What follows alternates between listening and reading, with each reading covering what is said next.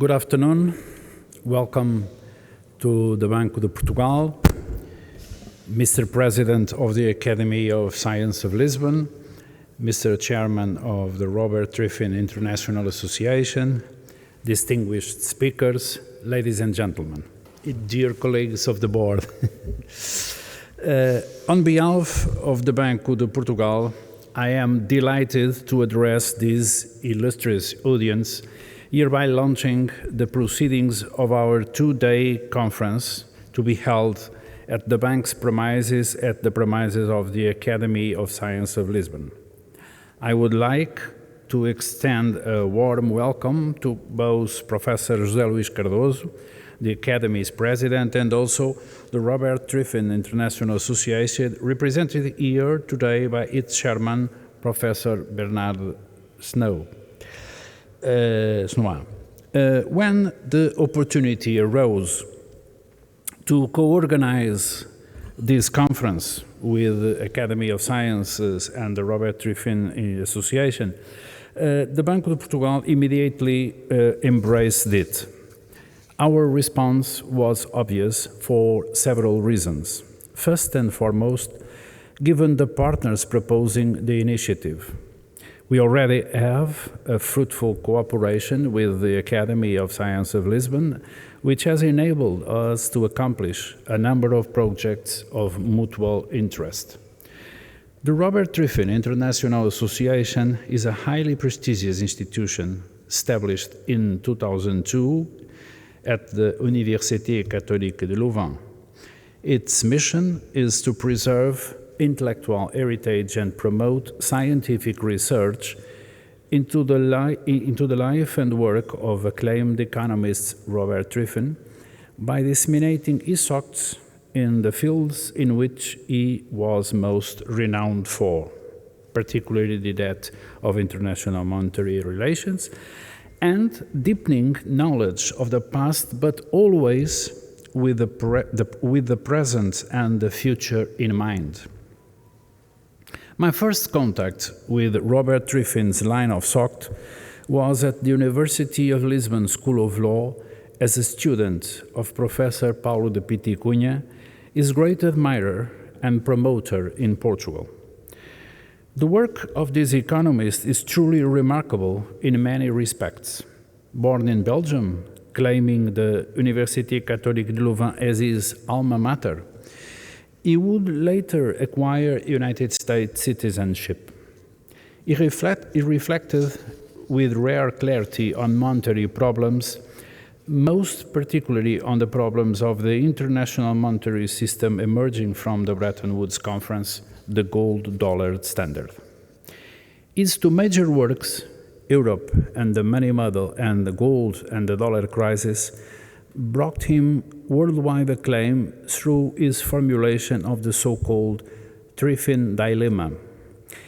He held and predicted, also testifying before the United States Congress, with millimetric accuracy, that the Bretton Woods international monetary system would collapse. This came to be in August 1971, when President Nixon announced what he then called the suspension of the convertibility of the dollar into gold, which in fact was already limited to central banks only. Basically, Robert Triffin identified an insurmountable contradiction in the Bretton Woods system. To ensure the adequate supply of dollars to the world economy needed to expand trade, the United States would have to run successive balance of payments deficits. This would lead other countries to accumulate such higher levels of dollar reserves that, in the face of a request for conversion, there would be legitimate doubt as to whether the United States government will be able to honor it. The mere emergence of that doubt ultimately called into question the key component of the monetary system, the convertibility of the dollar into gold, and that was precisely what happened. To overcome this contradiction, Robert Triffin proposed the creation of an international reserve asset under the control of the International Monetary Fund. His reasoning thus influenced the IMF's creation of special drawing rights in 1969. However, this initiative fell far short of the expectations of many about the role that this asset could play in the international monetary system. His reasoning was also very important with regard to the challenges posed by regional monetary cooperation, particularly in Europe. Our enthusiasm in joining this conference was not only driven by the standing of its co-organizers, but also, of course, by its theme. Perhaps more than ever, it is very important today to recall the spirit of Bretton Woods, the spirit of cooperation that characterized it, the innovative nature of the established solutions, the clarity of purpose, the political and technical planning, the balance between well-defined principles and the pragmatism needed for the success of any international venture, while taking the diversity of positions and countries' interests into consideration. Signs of the Bretton Woods pragmatism were, for example, the establishment of a transitional period in the famous Article 14 of its Agreements Act. Also, the avoidance of restrictions on current payments needed to ensure the free movement of goods, leaving aside a full principle of free movement of capital, which states could, even so, freely adopt. It is important to remember, on the other hand, that the international order that will dominate the post-war period began to be written with the Atlantic Charter signed in 1941. The Bretton Woods Conference itself began on 1st July 1944, less than a month after the Allied troops had landed in Normandy, and almost a year before the end of the war. In other words, an early start was made on defining what could be, and indeed came to be, a new time. The rules for a new global economic order allowed Germany and Japan, the unquestionable defeated powers in the war, to assert themselves in a matter of decades on the international economic scene and to play a leading role in their own economic miracles. Bretton Woods' international order undoubtedly contributed to the glorious 30 years of economic growth and monetary and exchange rate stability, which spanned from the end of the World War II to the first half of the 70s. Unfortunately, the period following the end of the Cold War appears not to have revealed quite so much wisdom. The failure of the major international institutions to reform prevailed, and adapting to new realities and players was insufficient. The balance between principles and pragmatism does not seem to have been as successful as in Bretton Woods. Just to mention the most consequential event, the prosperity of peoples and countries has been hit hard by the global financial crisis, and today we are living in one of the most unstable periods since the end of the World War II, both geopolitically and geoeconomically. At a different level, it is difficult to admit that we can solve or alleviate problems such as climate change, which calls for unprecedented good faith and international cooperation in such an economically and politically polarized environment. So much has failed in our shared journey. Can we relaunch multilateralism through regional monetary unions? The question is fascinating and is at the heart of our conference. Is such route possible at a time when, more or less everywhere, greater sovereignty is claimed for states or regional blocs, and there is an urge to put the different national or regional interests ahead of everything and everyone? With the exception of the European Monetary Union created in a very different global context, has not the creation of other regional monetary unions lost their momentum? Or, on the contrary, might the impulse towards monetary regionalization be an effective response to geo-economic fragmentation? From the outset, new monetary unions have the advantage of benefiting from the complexity and wealth of the European experience from every perspective. However, we cannot expect the creation of monetary unions in other geographies to be consensual. Even the creation of the European Monetary Union was not consensual, particularly among the leading countries.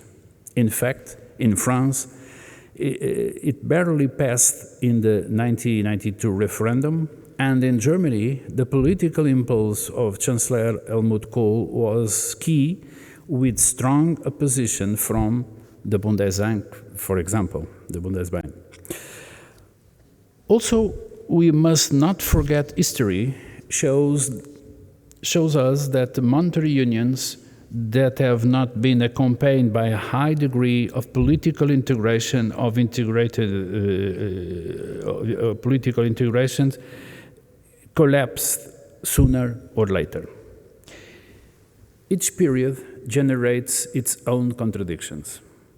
The Triffin dilemma eventually materialized, but it did not prevent the international monetary system from operating quite reasonable for almost 30 years. Some years ago, in his book, The Globalization Paradox, Danny Roderick exposed his trilemma concerning a crucial problem of our time: the compatibility between democracies and global markets. According to him, it is not possible to have at the same time what he refers to as a hyper-globalization, national democracy, and national sovereignty. You can only have two of the three. Whether or not we agree with him, the developments have been witnessing oblige us to access the problem, and this includes monetary regionalism. The distinguished participants in this conference will most surely bring us food for thought on all these issues, enabling us to unravel possible passes in these attractive yet troubling times. I have no doubt that we are all very interested in listening to you. Thank you very much for your attention.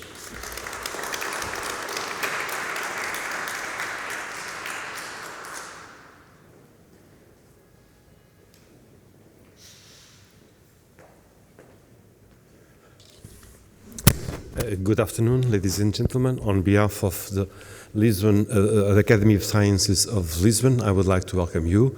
I will be quite brief in this address, since tomorrow at the Academy of Sciences I shall have the opportunity to welcome you there, and so I will be just to say a few words to thank the Bank of Portugal for welcoming us today in this first day of this conference to celebrate the 80 years of the Bretton Woods Agreement in conference. Thank you very much, Luís Máximo dos Santos, Clara Raposo, Deputy Governors of the Bank of Portugal, and also the Governor Mário Centeno for accepting from the first moment the partnership to organize this conference. Thank you very much for your support. The conference would not be possible without the energy and enthusiasm of the Robert Triffen International Association, and especially its president, Bernard Snoy. Those who have been in contact in these weeks and months before the conference know what I mean when I say that the energy and enthusiasm is really what Bernard Snoy brought us. And without him, it would be impossible to have this meeting in these 2 days.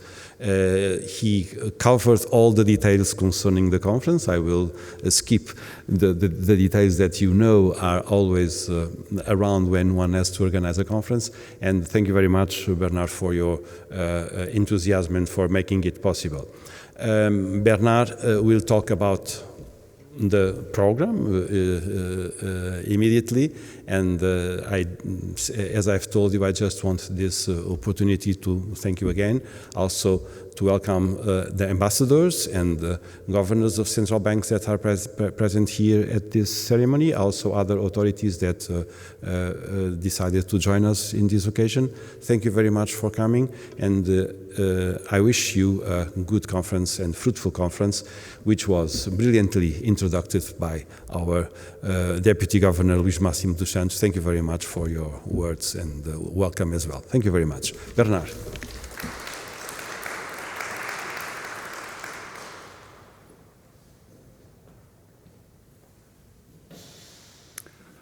Mr.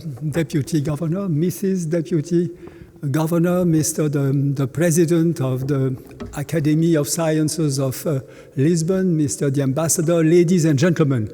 First of all, I have really to thank very, very warmly the Banco de Portugal for this impressive building in which you receive us and for your generous hospitality. Mr. Deputy Governor, you've shown through your introductory speech how familiar you are already with Robert Triffen, his dilemma, and the kind of the school of thought that he has launched. I would like, of course, to thank very, very, very much other persons without the enthusiasm of which this conference would not have taken place, and particularly my friend Jorge Braga de Macedo, who is, as we know, former Minister of Finance of this country, the one who signed for Portugal the Treaty of Maastricht. And really, he was a student of Robert Triffen, and his communicative enthusiasm is also very much part of this conference. Thank you very much to you, Mrs. Deputy Governor Raposo, because you've shown also enthusiasm in our support, and thank you for the whole team of Banco de Portugal. Of course, I have many other people I have to thank, the Centro Studi sul Federalismo and the Fonds Gut, the Gut Fund in Belgium, who are supporting financially this conference. Thank you very much to Ambassador and former Minister of Foreign Affairs Antonio Martins da Cruz, who is the president of the Portuguese section of the European League of Economic Cooperation and a friend for many, many, many years. Thank you very much to Mr. Antonio Martins da Costa, the president of the American Chamber of Commerce. Thank you very much to the University, the Nova School of Business and Economics, and all the other partners in the organization of this conference. Thank you also, you are perhaps not aware, but thank you also to Michel Candessus, former managing director of the IMF, honorary governor of Banque de France, who supports very much the organization of this conference. He is not able, for health reasons, to be with us today. And Michel Candessus urges all of us to become more aware of the serious dangers of inaction in the face of the huge challenges facing us and the serious possibility of new systemic crises.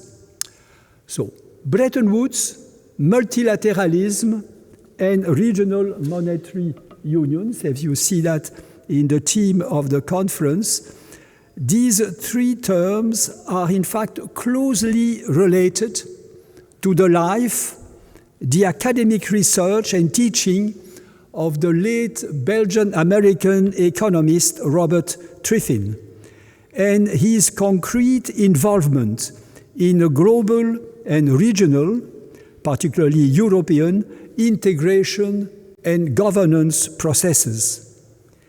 We recommend his biography, by the way, by Ivo Maas, who presented recently here his biography. And a few participants to this conference, among them Jorge Braga de Macedo himself, Alain Camus, Mr. Ingram, who is here, Christian Guimers, have been students of Robert Triffin.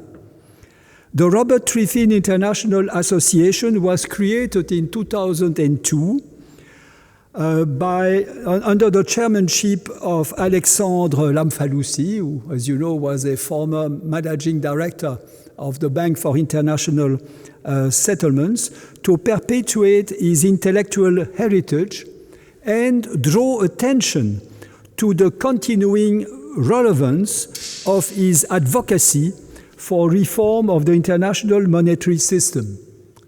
A number of publications of Robert Triffin International are in the back of this room, available to you, and illustrate our activities and our numerous reports. So more than 60 years ago, Robert Triffin enunciated what was to become known as the Triffin dilemma. Namely, it is impossible for a national currency used as a world currency to serve properly the needs of the national economy of the country issuing that currency and the needs of the international economy. And there is an obvious tendency for the interest of the national economy to prevail over the needs of the global economy. We saw this, as it was recalled, with the explosion of budgetary and commercial deficits in the United States, leading to the collapse that Triffin had predicted of the original Bretton Woods system based on mutual obligations of macroeconomic and financial discipline and a dollar convertible in gold. This collapse was a first defeat for the multilateral institutions set up after the end of World War II. This collapse but the abandonment of a fixed anchor and the introduction of floating exchange rates did not eliminate the Triffin dilemma. The so-called exorbitant privilege enjoyed by the United States under the de facto dollar system allowed an exponential development of debt and an uncontrolled proliferation of liquidity, multiplying itself outside of the United States. We lost the notion that international liquidity was a public good that needed to be managed accordingly by a genuine lender of last resort. The US Federal Reserve played only partially this role in times of crisis, while quite often the IMF was marginalized. As stressed by Jacques de la Rosière, another former former managing director of the IMF and honorary governor of Banque de France, laxism combined with the financialization of the economy and inadequate financial regulation was at the root of the dramatic financial crisis we have seen, in particular the great financial crisis of 2008, which provoked, I think it's very important to remember that, a huge loss of confidence in the elites of the Western world and the surge of populism. More recently, the problem might have been compounded by unorthodox monetary operations of central banks, including quantitative easing and near zero interest rates to fight recession, followed by significant tightening to deal with rising inflation. Today, the Triffin dilemma is still with us. Its most obvious dimension is the potential loss of confidence given the imbalance between the amount of US dollar debt and the fiscal capacity of the United States. As the US federal debt is on an explosive path relative to GDP, Martin Wolf wrote recently in the Financial Times of the 10th of April, the tree of debt must stop growing. But a second dimension already identified by Robert Triffin is the built-in destabilizer effect resulting from the spillover of the US monetary policy on the rest of the world, particularly the destabilizing inflows and outflows of short-term capital to and from emerging and developing countries, preventing these countries from pursuing the fiscal and monetary policies most appropriate to them and forcing them to accumulate huge exchange reserves in a very unstable world.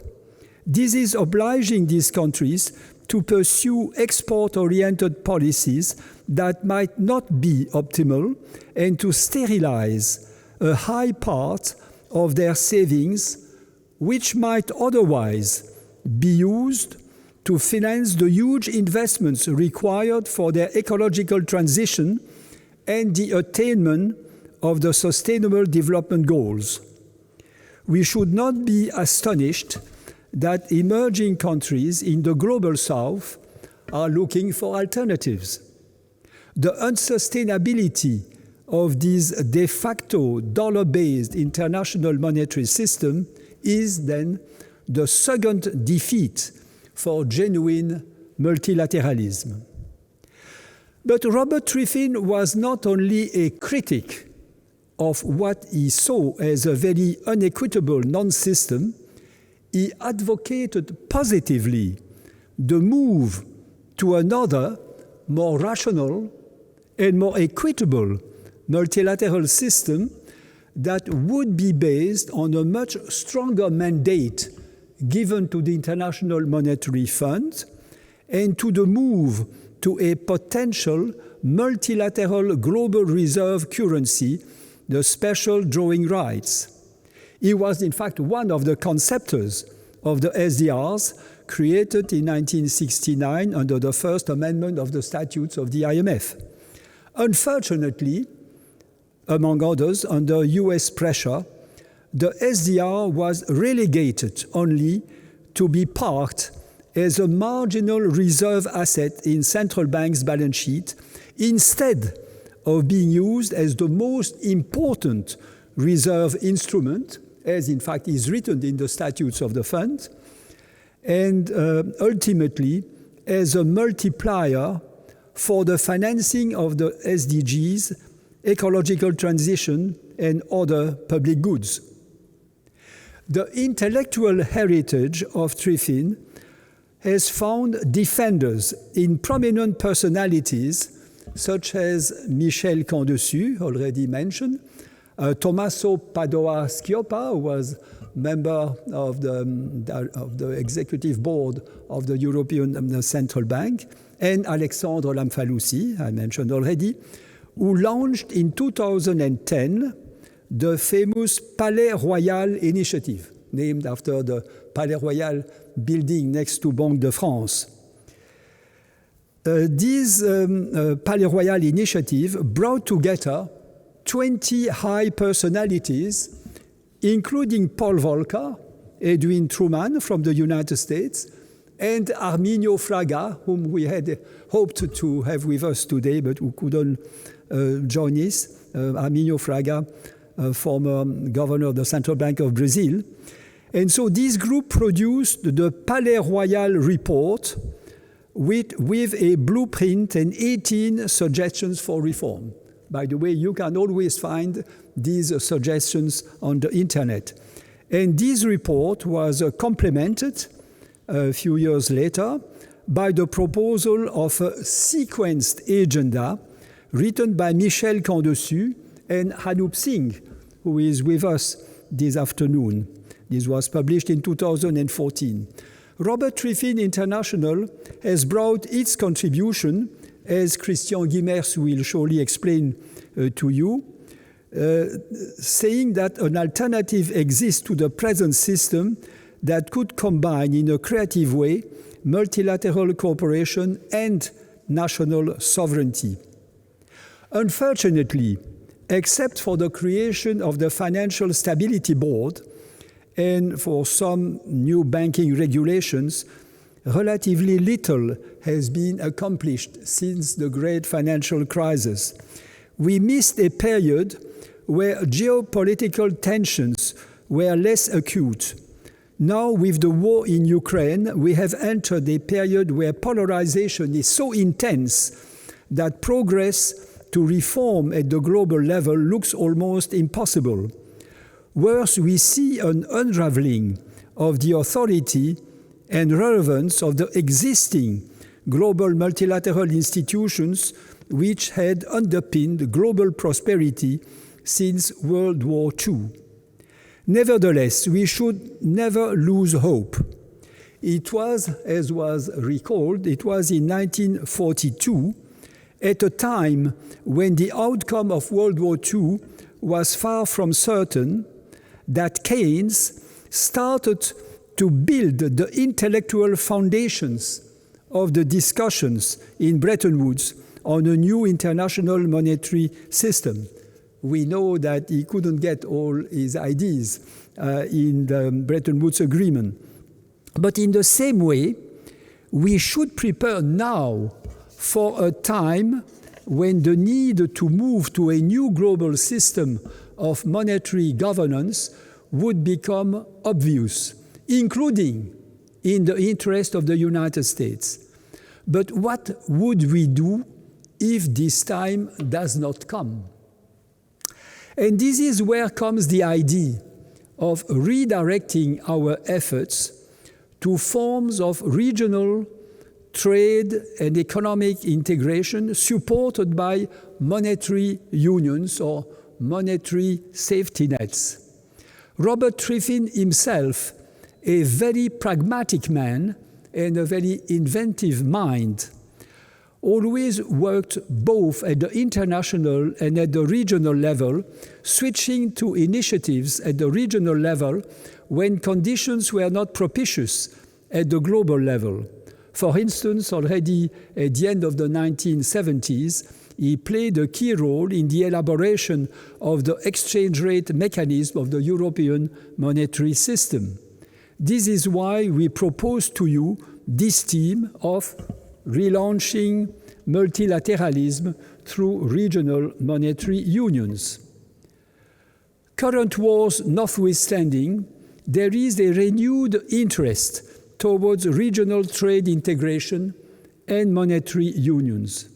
Unavoidable economic and monetary interdependence and the continental dimension of most actors now playing in the global arena call for better regional integration as a compromise between the shortening of global value chains, the friendshoring, for instance, and the need for open economies.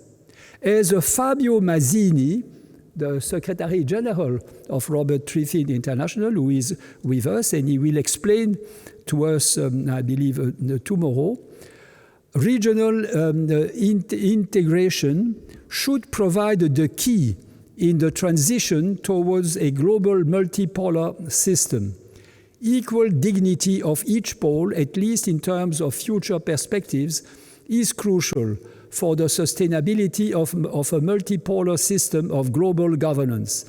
This requires strengthening each of the ongoing regional integration processes beyond and outside Europe. Of course, in Europe, we are much more advanced. In Europe, regional integration is the most advanced, and of course, we should learn lessons from the European experience. The conference complements the collective endeavor of Robert Triffin International of writing and publishing a book on the occasion of this 80th anniversary of Bretton Woods. And of course, we urge as many as possible of the speakers of today and of tomorrow to give us a text for this joint publication. But also by joining forces with Banco de Portugal and the Academy of Sciences of Lisbon, the natural focus is on the community of Portuguese-speaking countries, CPLP, such that each institution provides a venue for debate on the models for regional integration in the perspective of improving global economic and monetary governance. And we are very proud of having here representatives of almost each of those Portuguese-speaking countries. Africa is of great importance to us. And here comes, I have another personality whom I want particularly to salute and thank for his the presence, His Excellency Jean-Claude Cassibrou, Governor of the Banque Centrale des États d'Afrique de l'Ouest. Mr. Governor, it is a great honor to have you here, and in fact you are going to be one of our first speakers, and he is the only governor of a multilateral central bank to be with us. So the conference is structured as follows. Today, we will address the subject through two roundtables. The first on challenges to multilateralism and the prospects for regional monetary cooperation, and the second, more squarely, on the issue of geo-economic fragmentation, asking ourselves if regional monetary unions provide an answer. We are very grateful to Banco de Portugal, who will host a dinner where we will have the honor to listen to a keynote speech of His Excellency Governor Mario Centeno. Tomorrow, at the Academy of Science of Lisbon, we will review in the morning the state of regional economic and monetary cooperation in Africa, in Latin America, and in Asia, asking ourselves what lessons we can draw from the past and what are the key issues for the future. After lunch, we will have the honor of listening to a keynote speech by His Excellency Vítor Gaspar, former Minister of Finance of Portugal, now Director of the Fiscal Department of the IMF, on the subject, the impact of geopolitics on fiscal policy. Our session of tomorrow afternoon will wrap up the conference, trying to answer the questions, where do we go from here? What would Robert Triffin have advised us to do 80 years after Bretton Woods?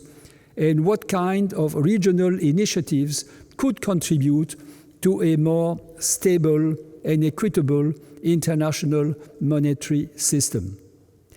And now, before we move to session one, I will ask the Vice President of Robert Triffin International, Christian Guimers, to give some complementary elements of introduction, linking together the Triffin dilemma, de-dollarization, multilateralism, and regional monetary union. I must say that Christian is also a very enthusiastic member, without which our organization would not prosper. He is the president of an international institute, IRELAC, the Interdisciplinary Research Institute on the relations between Europe, Latin America and the Caribbean. He had a career in the European Commission, where he has assumed a very, very delicate missions as a kind of emissary of the European Commission to stimulate regional integration in Latin America and in the Caribbean, and also very difficult jobs in Africa, particularly in the corner of Africa, where in Somalia and other places where there have been big conflicts. He is a professor at the ISHEC School of Business in Brussels, and I hope as soon as he is ready with his slides, I will give him the floor. I thank you very much for your attention.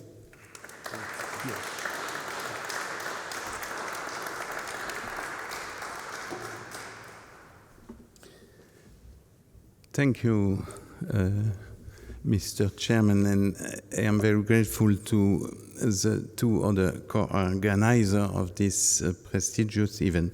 So it's an honor to have this opportunity to present some sharp view about what I would like you to react. So it does work. So Murphy's Law is not yet here. The fact is that three questions deserve to be raised from the beginning. Some are thinking that due to the fact that the dollar is still present and very dominant, would Triffin dilemma be wrong or not?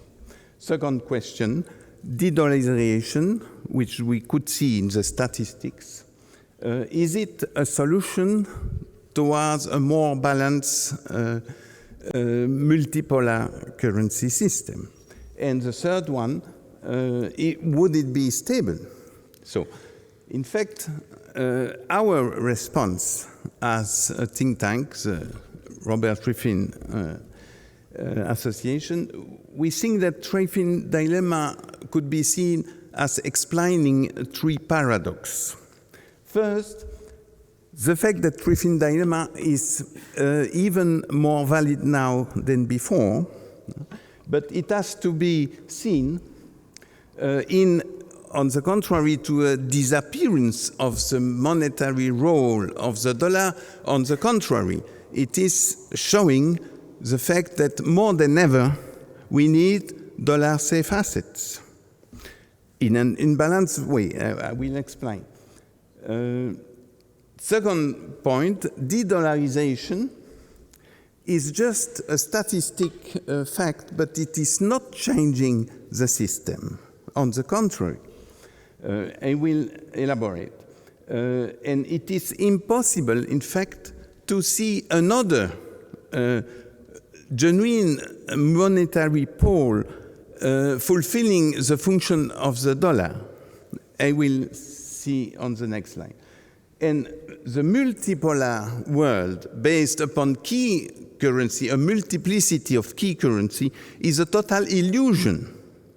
Because in that case, we would have a very systemic instability of exchange rate, currency substitution, and difficulty to manage monetary aggregate in all the world.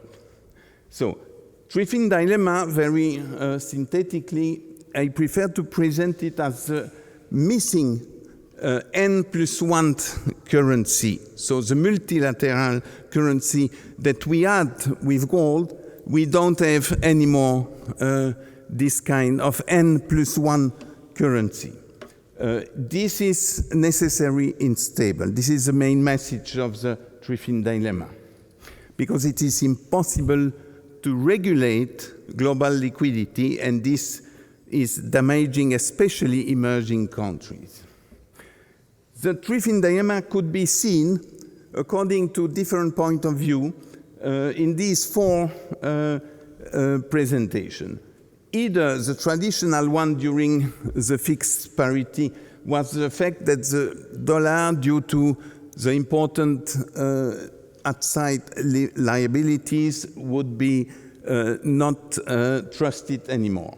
The second one is, after Kindleberger view, but renew it by Gourinchas and Hélène Rey, is to see the function of the dollar in a more positive way as a financial service which is provided to the world.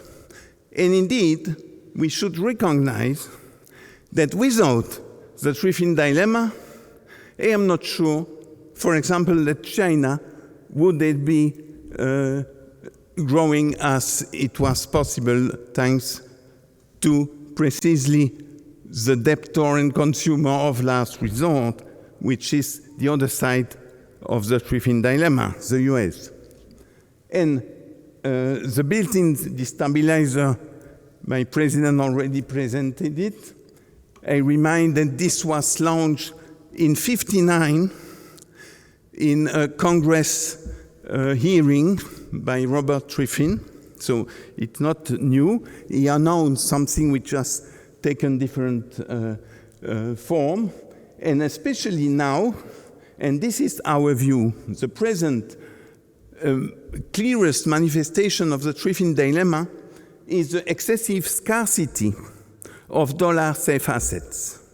We are in fact in need of dollars because the size of the US economy is unable to provide sufficient safe assets due to a lot of structural evolution on financial markets. So this excessive scarcity is provoking pro-cyclical movements in global liquidity, which are a source of global crisis. So going very quickly, I could give you an idea with figures on the back of an envelope that presently each year we need more or less to refinance on essentially for the majority on the non-bank sector, something like $250 trillion each year, refinancing. In this amount, the stock is 250, but the annual flow is 1/5, more or less, according to the duration. So we need to refinance 40 trillions, of which 60% in dollar, and of which half of this amount has to be done on the short-term non-bank financial sector. That represents between 10 and 15 trillions of additional flows each year. And the US capacity of debt as an average, the maximum is 1 trillion per year. So this is a very tangible way to measure the inability of the dollar system to be sustainable in the interests of the world. It used to be helpful, especially for China, and before that for Europe and Japan, but now it is not anymore sustainable. So, a short example, in black, these are the creation of safe assets in dollar. You could see that the market invented in red pseudo safe assets by manufacturing on the repo, for example, additional unsafe pseudo safe assets, provoking crisis. And you see the perfect correlation with the evolution of global liquidity. So, are we facing a de-dollarization? In the statistic, it is the case, but not systemically, not at all. Is it necessary? Yes, it is, but absolutely not by creating competitor key currencies, which would provoke unsustainability and unmanageability of domestic monetary policies. So, de-dollarization with national key currency competition is a naive attempt to strengthen the flow in the system. The mistake is to be based on national currency, as Triffin already explained. I have an analogy. To do a multipolar monetary system, betting on, for example, the euro, the dollar, and the renminbi, would be like, in the 19th century, to try to be back to currency issued by commercial banks without any central banks at national level. So it is an absurdity. Why? The clearest reason to see why this is an absurdity is the fact that, for example, let's take China. If the renminbi would pretend to compete with the monetary function of the dollar, that would mean that China would have to accept to be a big debtor in short term, which is contrary to economic development. And there is no room in the world for the US, China, or, for example, the euro, to be all the three debtors. Because they have to be, on the contrary, they should be in a surplus of saving for financing, for example, decarbonization in the rest of the world. So the present system is, in fact, making impossible decarbonization. This is just an example. It's also making impossible liquidity stabilization, and so to have a smoother economic cycle. And if China would develop a big deficit, that would mean that the rest of the world would be in a big surplus, being creditor of China. So this is absolutely not what they pretend to do. This is very important to... no, sorry. Look.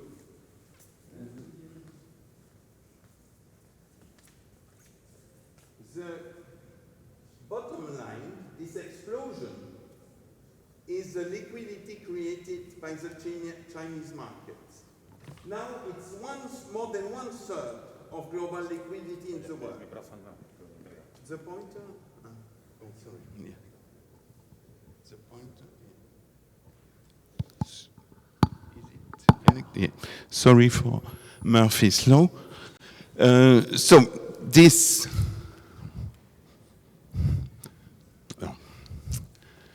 I was looking for the pointer, but so this is the explosion of liquidity by China, which is proportional to the unprecedented growth expansion of China. But this is the US liquidity. Now is less than 1/4. And the euro, which used to be 1/3, is less than 1/5. So this is the statistical de-dollarization. But it has absolutely not changed the fact that it remains a key currency system, which is the big mistake. So, Trifin dilemma makes us to understand that it is impossible to ensure a multipolar system, which would apparently be a good thing, but not with key currency system. So, what to do? And this is the purpose of this, and I will stop here. The purpose of this conference is precisely to see what a positive monetary regionalism would do. And we have these 2 days for trying to debate about that. Thank you very much for your attention, and I hope that I was provocative enough.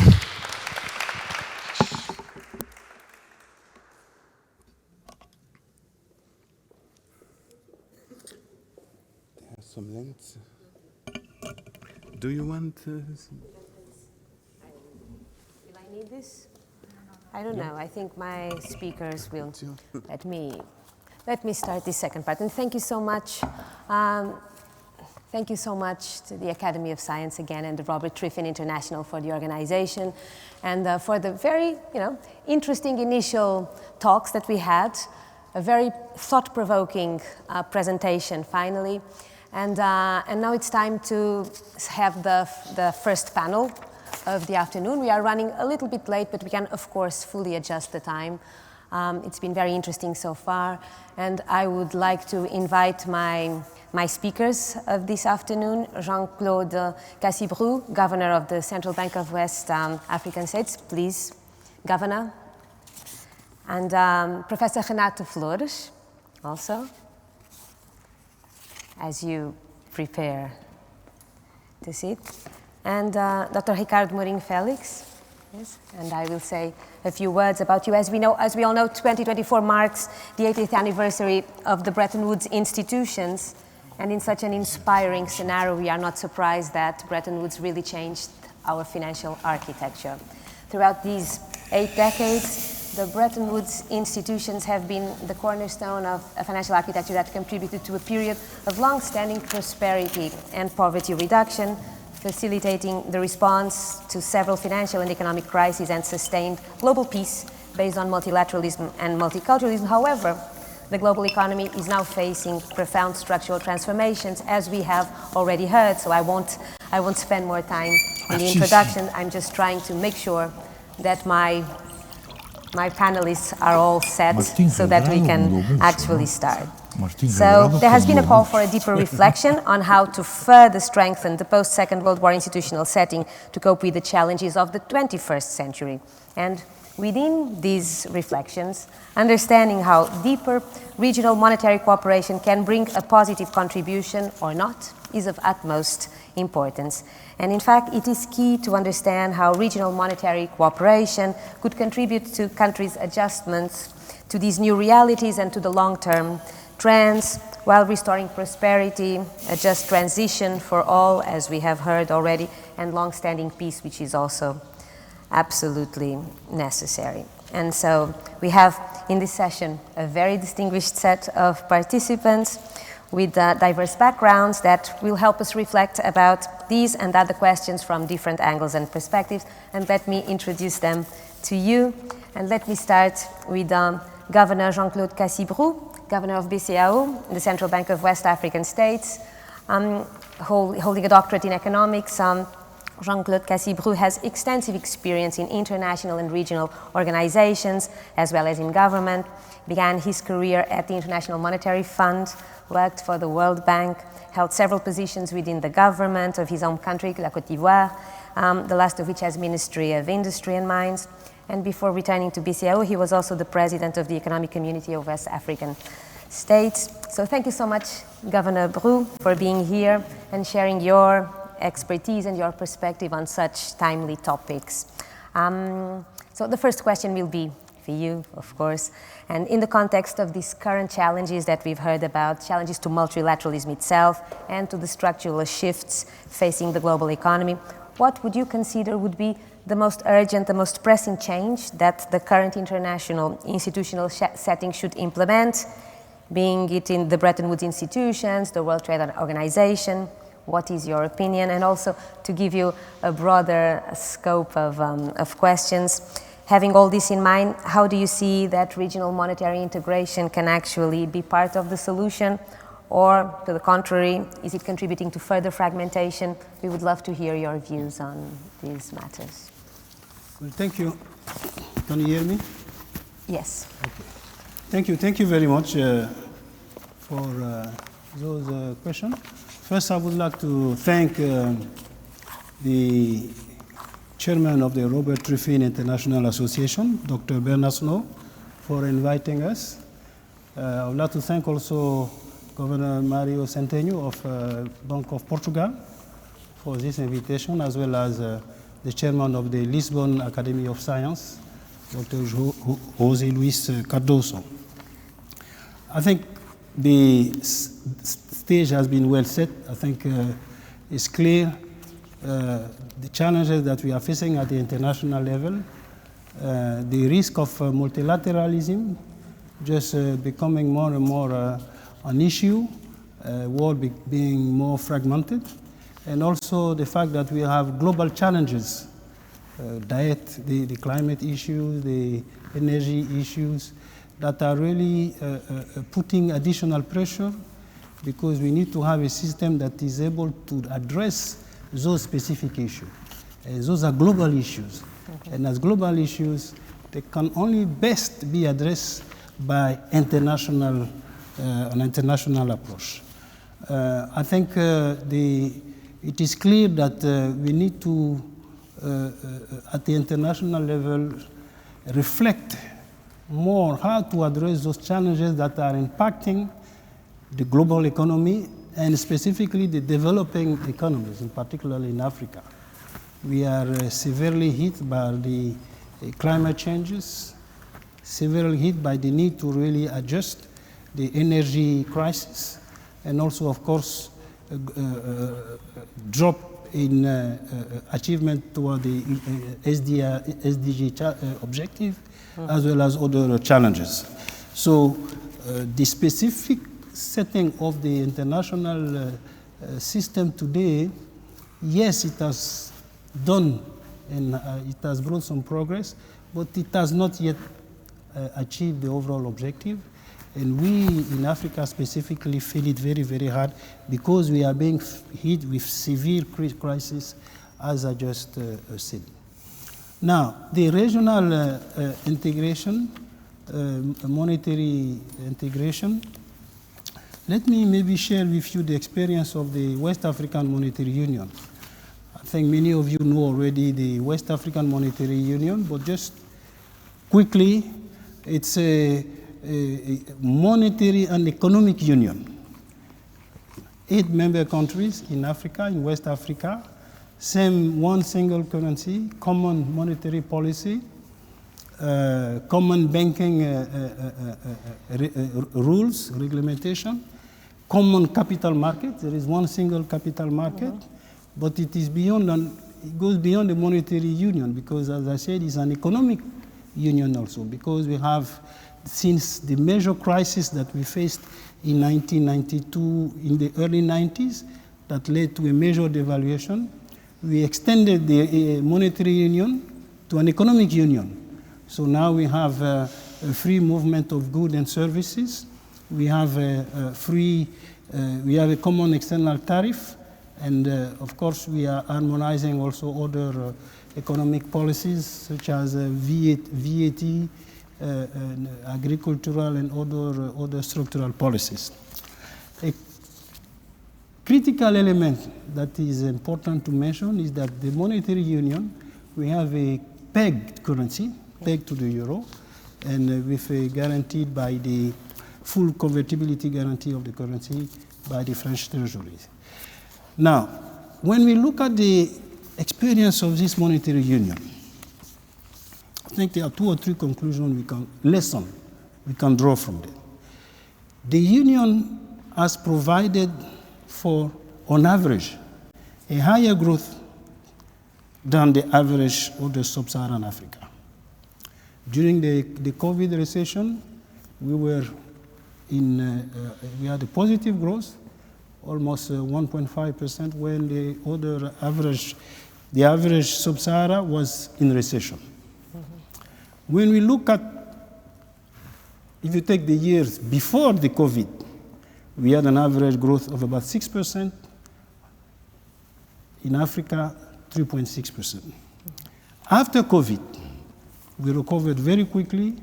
In 2022, 2023, we are on a set of 5.5%, projected to be 6%. If you take inflation, traditionally, we had an inflation hovering around 3-4%. During COVID, as many countries, there was a very high increase in inflation. We reached almost 9% in 2022, but it has been brought gradually through the monetary policies and various other type of policies. It has dropped gradually, and now today, 2023, we end up about 3.5%, and as of March 2024, we are about 2.5%. So we control very quickly inflation. Of course, with COVID, debt has increased, 10 percentage point increase. So now from 42% in 2019, today we are about almost 53%. And of course, it's becoming a challenge. Now, If I can characterize the monetary union, because in fact this is really the key ideas, from our lessons, because we are 60 years monetary union, because it was created in 1962. After 62 years, a major shock, as I indicated in the early 90s, major problems and the adjustments that were made. What we consider as the maybe key element in having a stable monetary union, I think there are about 5 factors to us. First one, the monetary union has to play as a mitigating factor, risk against risk for each member countries. It has to be able to make each country pay a less costly price when they are shocked by its belonging to the monetary union. Secondly, the monetary union provides, from our experience, and when we compare with the situation in other countries around us, the key element in terms of coordination between monetary, fiscal, and other economic policies. Because what we learned in our early period is that monetary policy alone, as we all know, cannot do everything, even to achieve the monetary policy objective. We need the support of the other side, fiscal policies and structural policies. And the coordination, the cooperation between all the member countries in dealing with the attainment of the objective of monetary policies is easier. I'm not saying it is impossible, but it's easier in a monetary union than when you are not in a monetary union. Because best practices are discussed, key hard decisions are discussed, and it's easier to take them in a community than just when you are just by yourself. Another element that we found also very critical is the solidarity. When you are in a monetary union, solidarity is the key. When one member country is faced with a shock, balance of payment shock, that put pressure in terms of need for international liquidity, being in a monetary union, you can use the international liquidity generated by other member countries at a low cost. And that's very essential. In fact, it's one of the elements that maintain countries together in a monetary union. You can use the surpluses generated by the other country because we have, in terms of the foreign exchange, we have the pooling of foreign exchange. Each country generates foreign exchange and it is pooled together. So this solidarity plays fully when shocks are made, and whether it is international liquidity or even domestic liquidity, because as I said, we have a single capital market.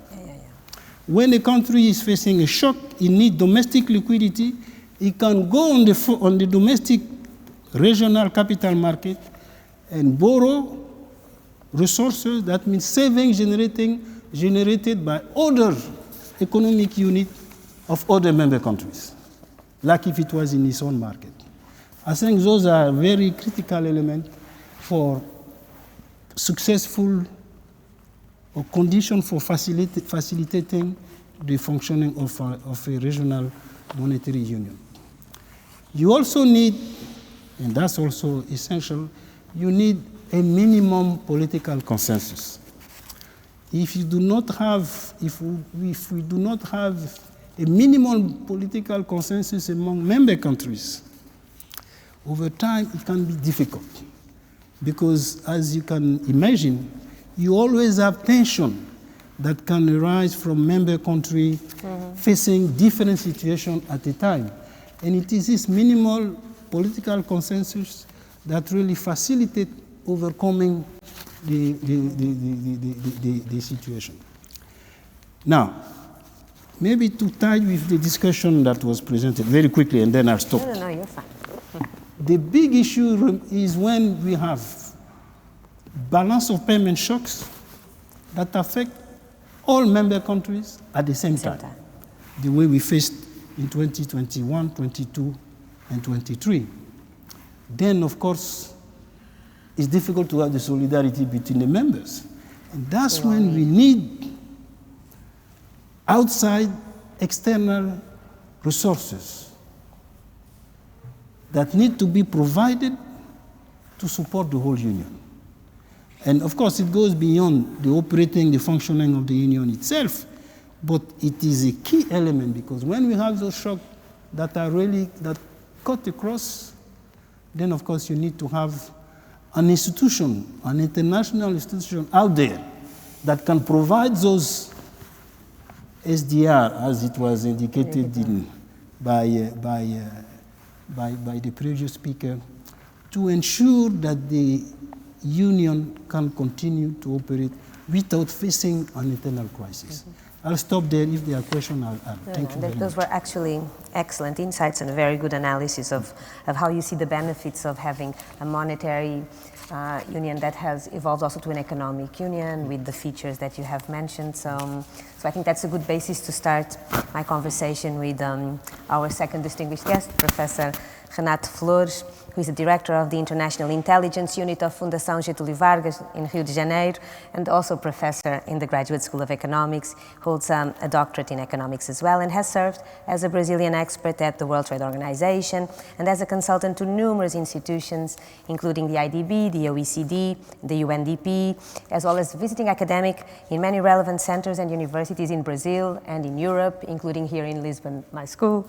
So thank you, Professor Renato Flores, for joining us, and to complement actually what Governor Bru has already brought to us, his point of view also from his experience in Africa, and hopefully you will be able to add to us your own perspective. So first of all, do you agree with what, that would be my first question, with what Governor Bru just said regarding the benefits of having a monetary union, a regional monetary union, and the fact that, for example, it can even improve policy coordination, not just monetary policy implementation, etc., but also even at country level, easier to coordinate policy with fiscal policy, structural reforms, etc., if that helps or not from your experience. And looking at Latin America, for example, how do you see the prospects there for regional monetary cooperation at all?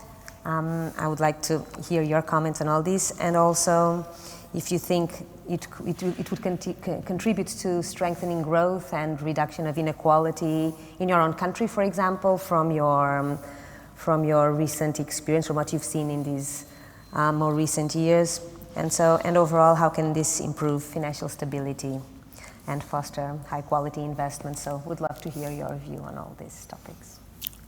Thank you, Professor Chairperson. Is the sound okay? Perfect. Okay.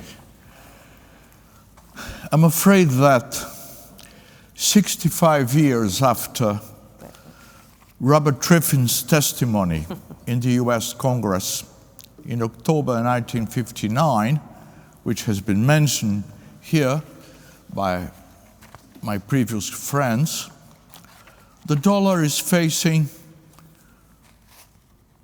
a similar complex situation.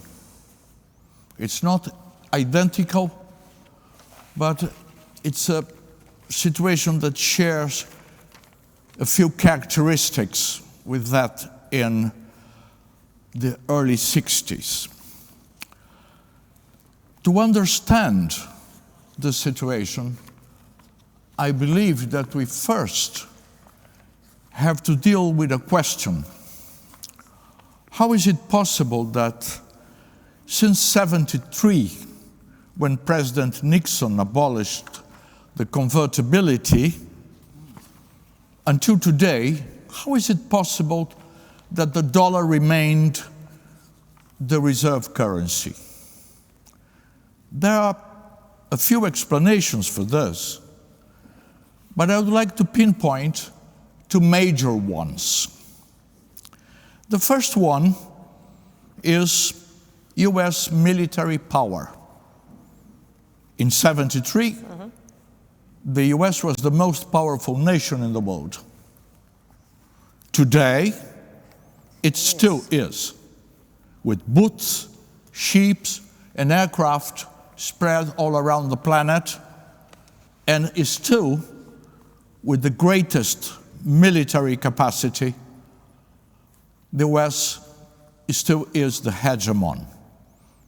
So military power sustains the dollar, partially. The second point is that the international monetary system today is much more complex than it was in the early 60s in Triffin's time. We have new operations, very sophisticated ones. We have new agents, and we have a complex network of activities which feed back the dollar, and the easiness of the dollar feedbacks these operations. So it's a very complex entity and hard to understand in full, I would say. However, despite these two elements of explanation, the qualities of a reserve currency continue to be the same and important: safety and liquidity. And in these aspects, two of my predecessors have mentioned some examples, but I would like to highlight one which, since Monsieur Isma, has been repeated by the others, is the enormous amount of external liabilities of the dollar and the spiraling national debt. This makes a huge total that I would say, we have an old joke in Brazil about a German priest, frightens nearly every financial center in the world. Mon cher vieux ami Christian Guimers, there is no lender of last resort that can cope with the liabilities of the dollar nowadays. So there's no lender of last resort for any reserve currency. This is the first point in which we are going, I feel kindly obliged to disagree with you.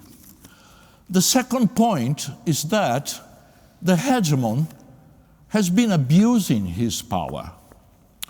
The hegemon now uses financial sanctions for everything, for his supposed enemies, war or conflict enemies, for his supposed competitors, and he curbs access to very important services of the IMS. He confiscates sovereign assets, and he imposes sanctions on the enemy, on someone else who trades with the enemy, and on someone else who is a friend of someone who trades with the enemy. So it's a completely out of control situation. Given this state of affairs in a world with multiple problems and hot points, 4 to 5 out of which are very serious and appalling, with the risk of atomic conflict, I feel totally unable, and I apologize, mon cher Bernard, cher Professor Chairperson, I feel totally unable to suggest or devise monetary unions or new multilateral fora to solve the problems that we face nowadays. Nowadays, the multilateral fora we have are disrespected at least once every week How can we suggest anything else? So my suggestion, within the context of the conference,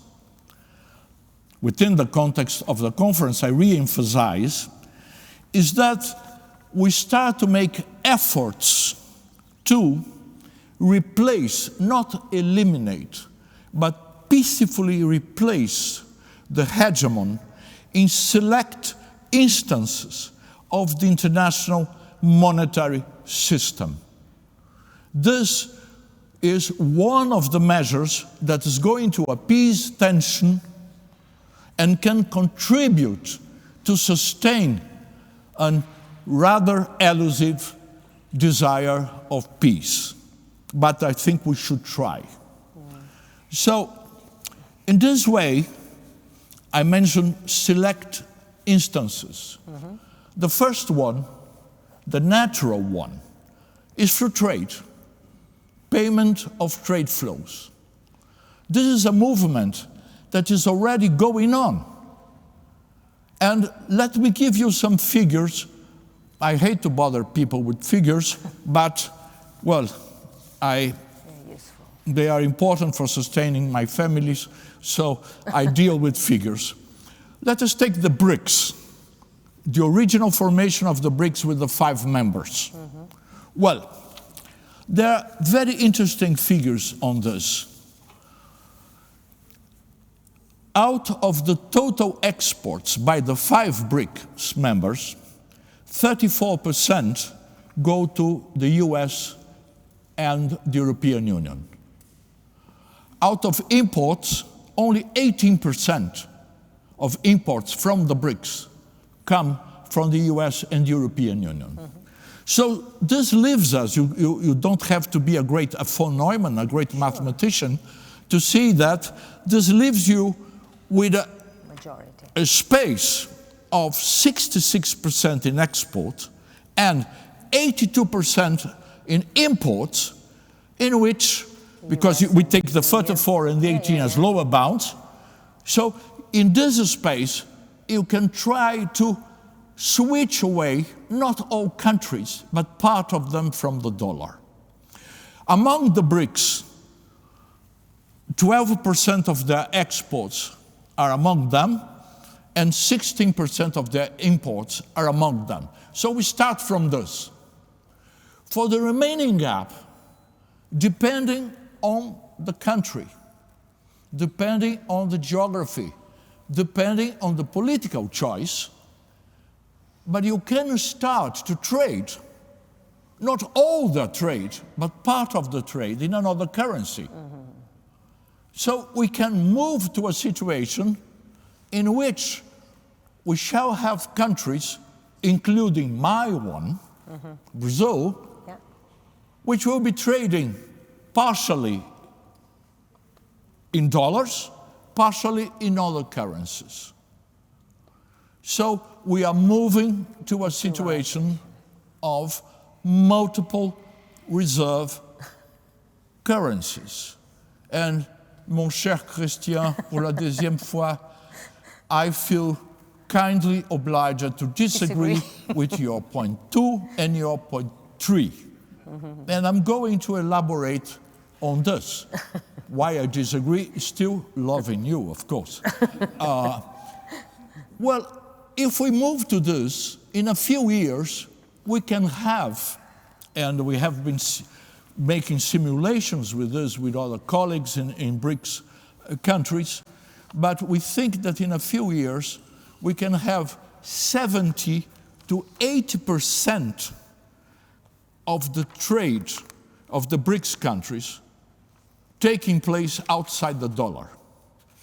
If we move to the world, and of course you have to make assumptions, but it's fair to say that we can move to 30 to 45%. It depends, of course, on the switches, on how our African friends play a very important role, on how African countries are going to position themselves, but we can move to something between 30 to 45% of all trade outside the dollar. And if this takes place, dear Chairperson, this will have other developments, of course. If we take international reserves, IMF statistics, already 3% of the international reserves are in renminbi. If you consider the 4 classical currencies, the hegemons, the euro, the yen, and the sterling of some people who once, I think, were a great empire, I don't remember. But if you take these 4 currencies, 10% of international reserves are in monies outside these 4 currencies. So there are developments already going on, in gamba, come si dice in Italia, okay? And, cher Christian, encore une fois, there is a paper by Barry Aiken Green with 4 French colleagues, 2 from the Banque de France, and I think that more mainstream than this, it is impossible, in which they cogently argue that you don't need capital account convertibility to be a reserve currency. We agreed already, Christian and I, that you don't need a lender of last resort. It's impossible with the present IMS. But you don't need current account convertibility either. And the gist of their argument is that, ironically, thanks to the sophistication of the international monetary system, you can use a combination of policies that will reduce the direct demand on the issue of the reserve currency. You can use bilateral currency swaps. You can use offshore clearing banks. In the case of China, you can use the SIPs, which is the Chinese alternative to SWIFT, and which has been gaining momentum. And you can use the lovely dim sum bonds, which are also delicious. Okay? So if you combine these instruments, you can be a reserve currency, and you don't need to have capital account convertibility. I think this paper, it's a 2022 paper, is a turning point in geopolitical terms, because it shows that celebrated economists from the mainstream, they have opened up the window already to other reserve currencies. I'm not going to dwell on the renminbi or other currencies. As I said, I think that in the intermediate period, you can have different ones. For instance, there might be a Russian ruble area in Central Asia. Even in South America, there might be a rather modest real area in South America. I'm not going to tackle this. What I'm going to say is the following. First, of course, the hegemon has to share. Exorbitant privilege will diminish. There might be problems. Christian mentioned that's true. When you have different reserve currencies, you can have coordination problems, which have been studied. We have the Triffin's dilemma, and we have NERC's instability dilemma. When he studied what happened in the 20s, in the past century, when you had the interregnum exactly of the sterling and the dollar, okay? You can have a stability, you can have some costs, but you can have also benefits.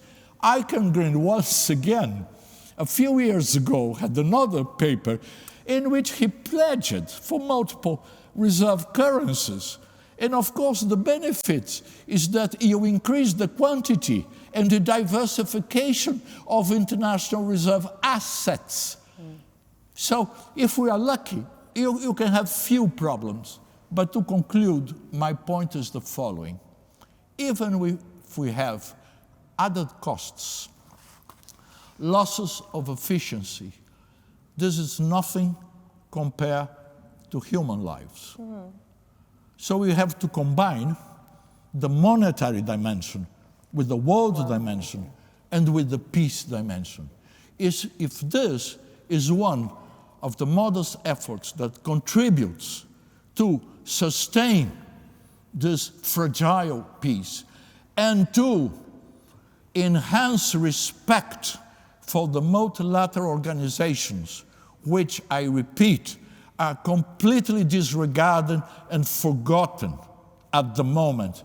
It's a shame and it's a lie if we talk about multilateralism. If multilateralism is not taking place, I think the effort is worth. So, cher Bernard Snois, je profite la conférence to propose that instead of monetary unions, regional ones, you can have regional risk-reducing agreements once you have multiple currencies. It's one of the ways that can alleviate some of the coordination problems that we fight for, kindly inducing the dear hegemon to share a bit of power.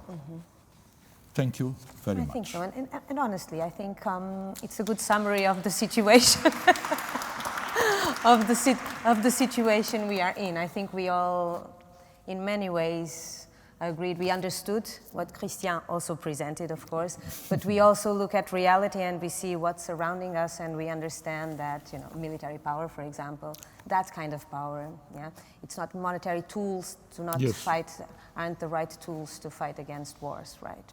So that was an interesting, provocative speech as well. And now, let's come back to Europe, and let me introduce you to our next speaker, Ricardo Mourinho Félix. He's recently been appointed head of the International Relations and Cooperation Directorate here at Banco de Portugal. And for those who don't know him, prior to returning to our national central bank, Mr. Mourinho Félix was vice president of the European Investment Bank, where he had oversight of the bank's funding and treasury, economic analysis and research activities, lending operations supporting the blue economy, the EIB's migration response, the operations in support of EU programs such as the Resilience and Recovery Facility, InvestEU. As EIB Vice President, he was also responsible for institutional relations with Portugal and Spain, Algeria, Morocco and Tunisia, and Latin American and Caribbean states, so has been exposed to very different regions of the world in difficult times. And also before joining the EIB, Ricardo was Deputy Minister and Secretary of State of Finance in Portugal for 5 years, after a 20-year career here as an economist at the Bank of Portugal, where you can see him right now. So thank you, Ricardo, also for joining this panel at such short notice and bringing us also some ideas from the more recent and also European perspective. And besides welcoming your remarks on what Governor Bru and Professor Flores have just shared with us, I would also like to ask you, and given the discussion we've had, how you see the role of Europe in supporting regional monetary cooperation and whether it's relevant or not, after what we've heard. Also, to bring a different flavor to what we're discussing as well, can Europe play a role in supporting the so-called twin transition, the digital and artificial intelligence transition, together with the environmental transition we're discussing? And can Europe simultaneously, with all this, strengthen its role in the multilateral scene? Can we help solving the problems that Governor Bru and Professor Flores also brought to us? Well, thank you very much for the kind invitation and for the kind introduction. And let me start where Professor Renato left it. Do we need more regional monetary unions? I think we need more regional monetary cooperation, which does not imply necessarily unions. And in Europe, we know how hard it was to create these great projects in which the monetary union was a step towards bringing all the economic integration together. And it worked reasonably well, I would say. And after the great financial crisis, I think we can say that the project is really strong. It's still an ongoing project, it's a project in the making, but we make the building blocks that allow us to tackle the great financial crisis and to keep Europe together. And the experience that was told by Governor Jean-Claude is great, that in Africa we have a monetary union that is now 60 years old. And these two monetary unions are very elucidative of the needs that we have. And to have a monetary union is just not just bringing one currency together. No, it's well beyond that. It has fiscal challenges, and as well strengthened by, in the end of the intervention, political coordination is the key. And in the current world where we have long-term trends, the demographic winter in the Western countries, we have the climate change, which is a global challenge, but has very different features between what's going on in Africa, where we face all the adaptation costs and the transition costs, between Latin America, which can benefit enormously from this climate transition, and from having the critical raw materials, the ability to produce green energy, and to use this as a competitive advantage to do the energy on the power shoring and trying to bring more value added to Latin America, but also the Caribbean, that is maybe one of the most affected areas, like the Southeast Asia, by the climate change and with huge adaptation costs. So all this change will imply maybe the largest wealth transfer all of us will witness in our lives. Mm-hmm. And this will have as a counterpart huge capital flows that might not be that orderly, and that require that you have a global safety net that ensure that the capital flows occur in an orderly manner, avoid financial crisis, and allow all the prosperity that may come from the green and digital transition to trickle down into our economies, and to ensure this great words that no one can be left behind, this just transition, but we need to make it more than words. And to make it more than words, we need institutions and we need financial stability that will allow this financial and capital flows to flow towards where they are more productive, meaning investing in green hydrogen, meaning investing in a circular economy, meaning investing in all forms of green energy, such that we can ensure that the transition benefits all. All these dynamics are taking place in a world that is getting more and more uncertain. For now, maybe 6-7 years, we are always speaking, when you read the reports, being it Bank of Portugal, IMF, the Commission, saying that global geopolitical tensions are mounting. That was a sentence that is repeated report after report. Now we are going beyond that. Now we have war in Ukraine. Now we have war in the Middle East. We have quite substantial tensions in the Horn of Africa. We have tensions also in sub-Saharan Africa. And these mounting tensions translating into war are leading to massive migration flows.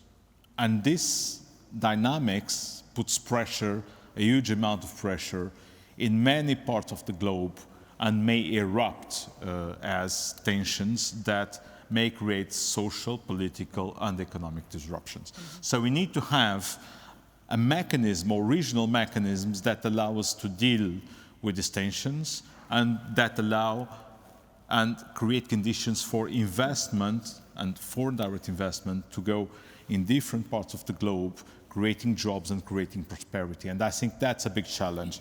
We cannot look back these 80 years and say that, well, the system didn't work. Well, it was not perfect, definitely, but the last 80 years were 80 years of growth, peace, prosperity, and where many, many countries moved from very low income to middle income, and millions and billions of people were moved out of poverty. And that's a great achievement of the Bretton Woods period. So we need now to face and to prepare the global financial safety net to deal with challenges that are different from those of the last 80 years, and that are essentially this big change in the way we live, in the way we produce, in the way we consume, and that will allow this reallocation of wealth at a global scale to occur in a way that move more people out of poverty, and that ensure a sustainable and peaceful transition.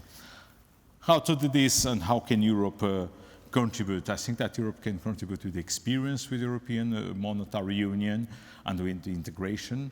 But more than that, Europe has a role to play. Europe is a powerhouse in what concerns clean technologies, in what concerns research. Maybe many of you are not aware of the numbers, but in what concerns clean tech, Europe has 4 times more patents than China and 2 times more than US. Europe is a great producer of technology and of research. But we are not very good at bringing this research and technology coming to the factory, coming to these startups, coming to develop this to the next level. And I think that's something that Europe must do better. And to do this better, we need to complete the capital markets union, we need to have a capacity that our big investors take more risk. How we can work with others in this context. If Europe wants, and that's lemma of Europe having strategic autonomy, we need to have it an open strategic autonomy. Having a strategic autonomy that is not open is just becoming dependent of ourselves. It's a bit better than being dependent of 1 or 2 countries, but we can do it better. And doing it better is reorient the external relations of Europe towards Africa, towards Latin America, and have agreements and having more trade and create the trade channels. Of course, that for this, having monetary and financial arrangements, regional monetary and financial arrangements that ensure stability is key to make investment, for investment to flow in a swifter way and to benefit from financial stability. That is one of the issues that any investor keeps high in his decision when it comes to invest in Africa or in Latin America. So I think there's a lot Europe can do, but of course we need to define as Europeans what we want from the open strategic autonomy and devise a strategy to work with other parts such that we work with all the blocs in the world and are not strictly pegged or stuck with a limited number of suppliers. The world where we deal with a limited number of suppliers is gone. And COVID showed this in a very, very clear way. I remember old days when I was still in government and COVID came, and to find some ventilators to come from China implied massive effort because there was only one supplier on that time. We cannot be in a situation where we depend on one supplier of ventilators only, or where we depend on one single supplier of energy.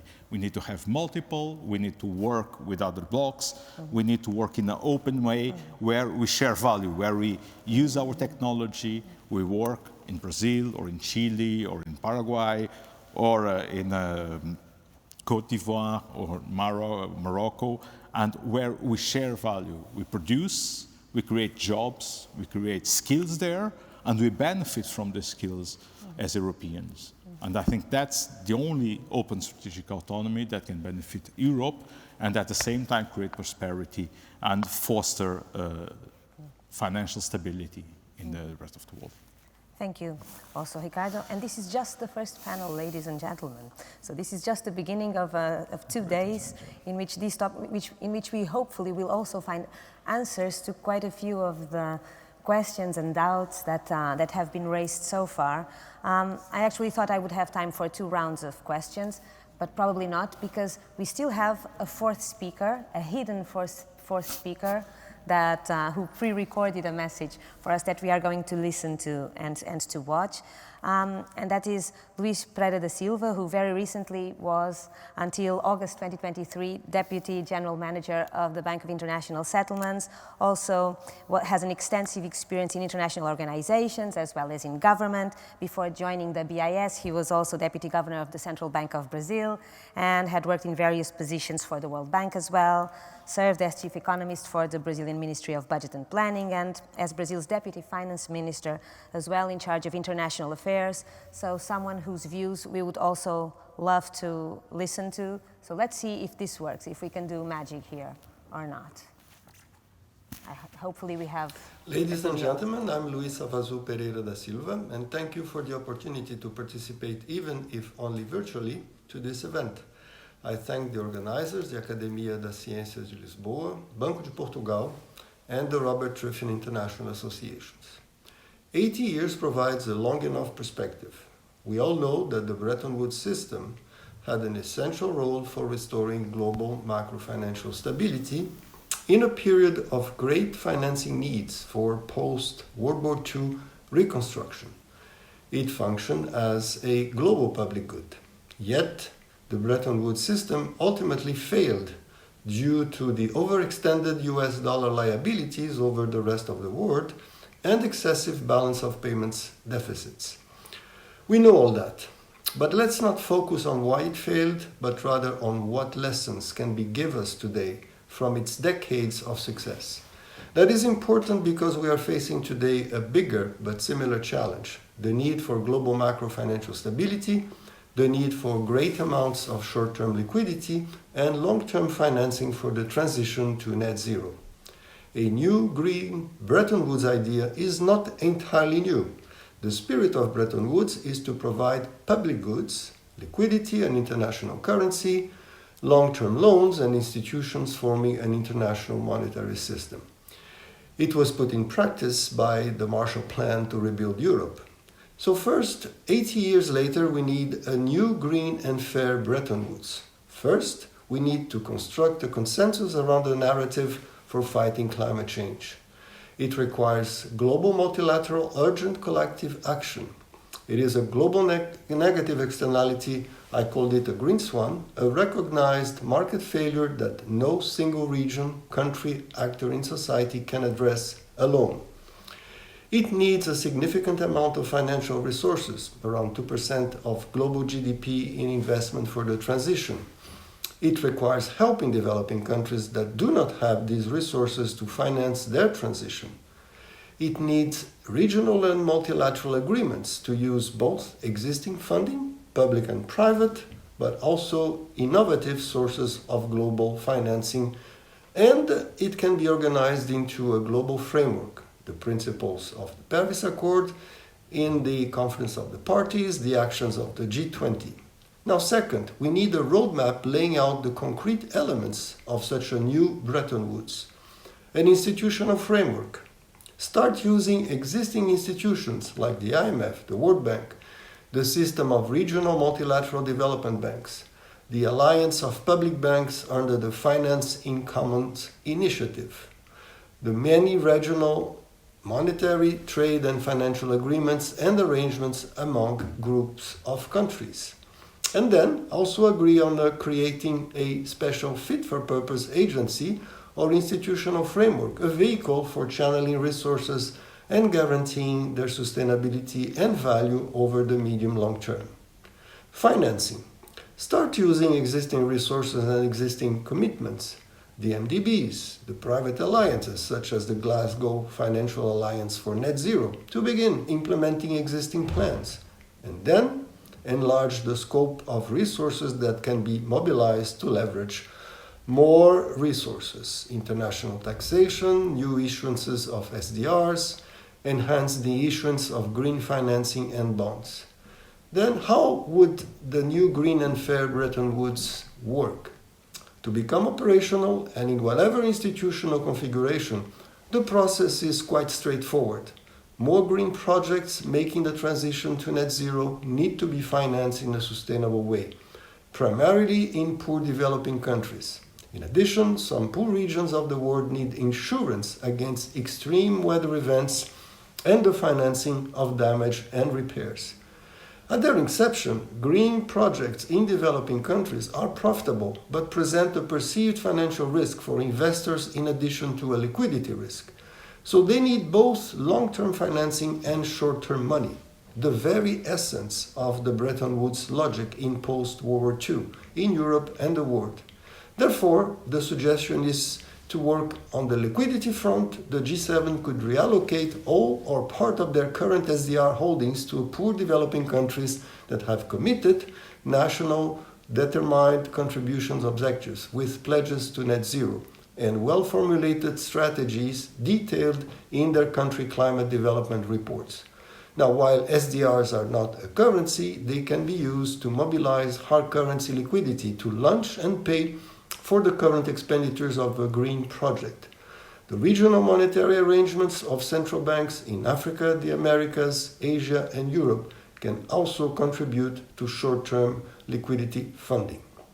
More liquidity can also come from the proceeds of regional regulated carbon trading systems. Finally, and in addition, a regular inflow from innovative international taxation mechanisms could be brought into the flow of funds. On the long-term financing front, developing countries' green bonds issuances, as well as other climate risk-related financial instruments like cat bonds, need a credit enhancement feature that would make them investable by large asset managers, pension funds, and even central banks of developed countries. For that, they need to be at least investment grade, and therefore it requires a guarantor for future repayments. The guarantor, the sovereign or an institution, could provide this credit enhancement for these green bonds to become above investment grade rating. The guarantors could be the multilateral system, the fixed alliance, the old Bretton Woods institutions. And to conclude, a new green and fair Bretton Woods is needed to restore a truly multilateral monetary system that deals with the biggest collective action problem that we have for social, economic, and political stability in this 21st century, the existential threat of climate change. We need out-of-the-box thinking and creative financial engineering, innovations, private-public partnerships, new green guarantees, more liquidity and long-term loans, grants and funds as the beginning for a green and fair new Bretton Woods. Thank you very much.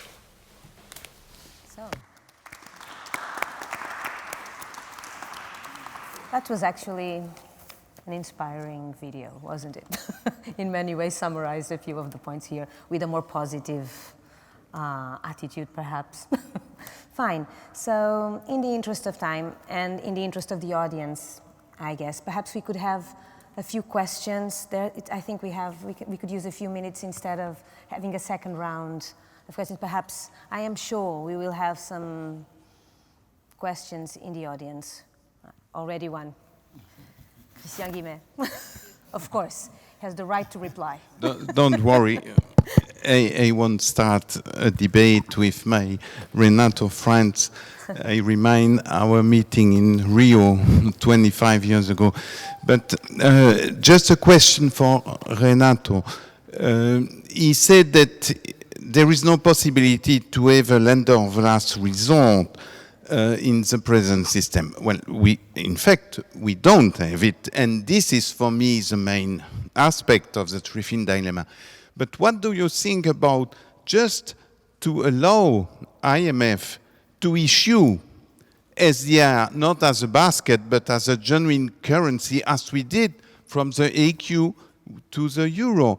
This could solve immediately the shortage of safe assets, because SDR would be better than the dollar safe asset and much better than any renminbi safe assets.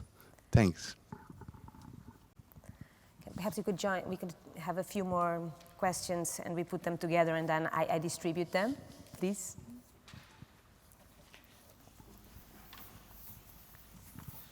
Thank you. Since we sit next to each other, we whisper and have some consultation. And my comment and question relate to the lender of last resort as well. I think that there is a lender of last resort in the current global monetary and financial system, and that is the Fed. If you think back of the great financial crisis, the crisis was basically in the first month or few months very, very serious, and people really could not understand what could happen next until the Fed launched a series of currency swap, first with the 5 major central banks, and then open it up to a series of other central banks in emerging markets, then I, as a market participant at that time, can feel that the situation began to stabilize.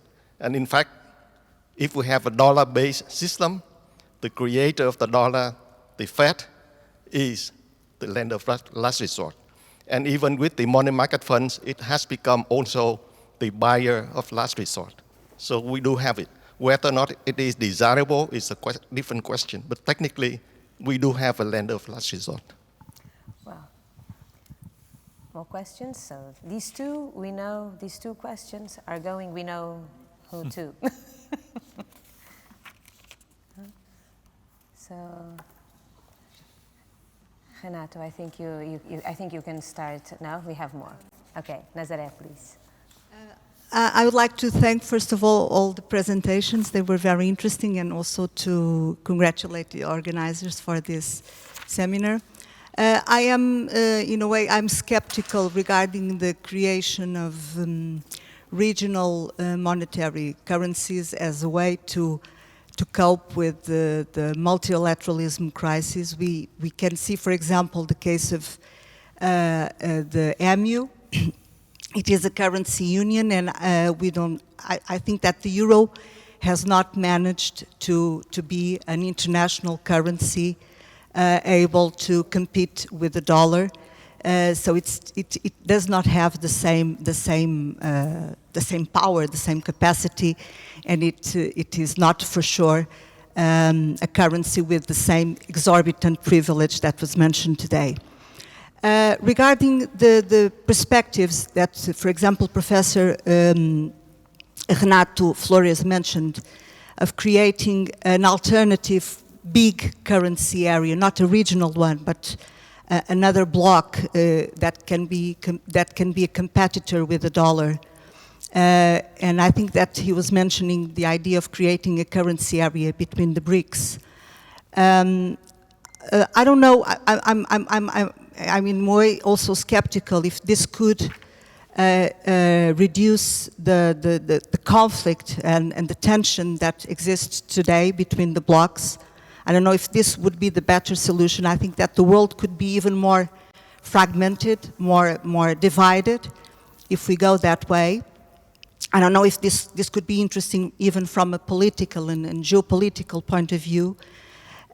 Besides that, I have some doubts that the conditions to create this currency area are met, because we are talking about 5 very different countries with different economic structures, different political regimes. I don't know if the conditions that we regard from Mundell theoretical insights to have an optimum currency area, for example, flexibility of prices, mobility of factors. If all these conditions are gathered in this case, so I would like I would appreciate if you could elaborate a little bit on the perspective of creating a currency area at the BRICS level, and how this would be a competitor to the dollar area in the world. Thank you. One more question there. Final question. It's the last for this first panel. Okay, thank you very much. I'd like to add something to this last question, because some of these countries that are involved in the so-called BRICS initiatives, we were told that the euro cannot compete with the dollar, but in any case it has already some 20% or so of international activity, and the euro complies with all the conditions, namely the existence of a deep and liquid market for the currency, and the rule of law for managing all conflicts that could appear. I have some doubts, but I would like to ask how would believe in a system that could depend on the legal system of China, for instance.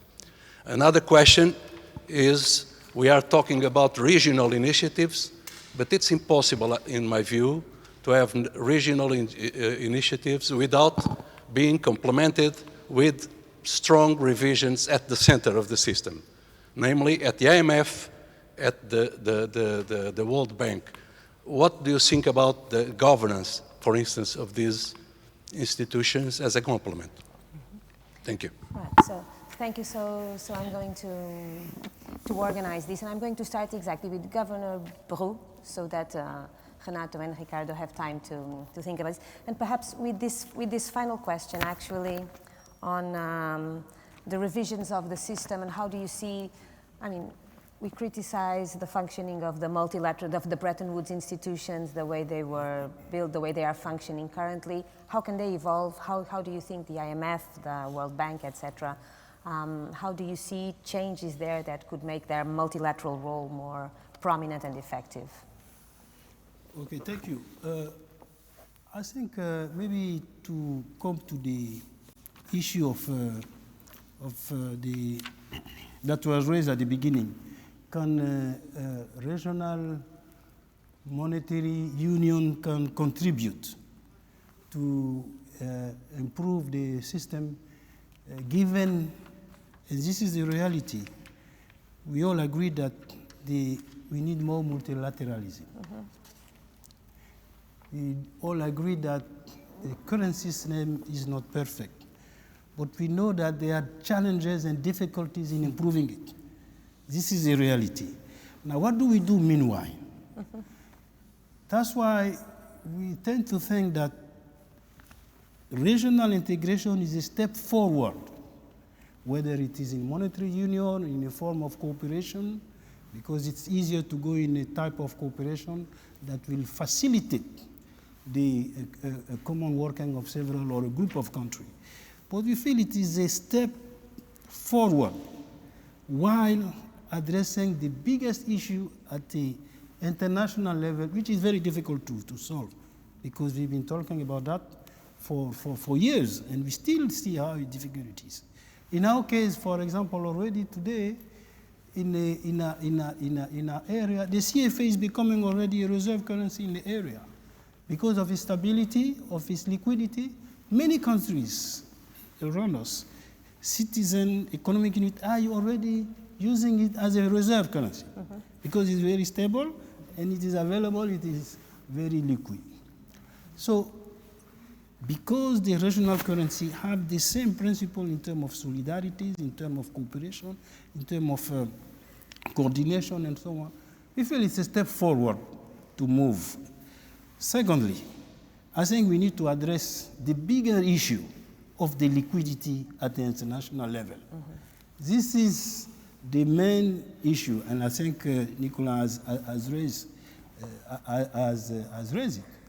If we were to issue at the international level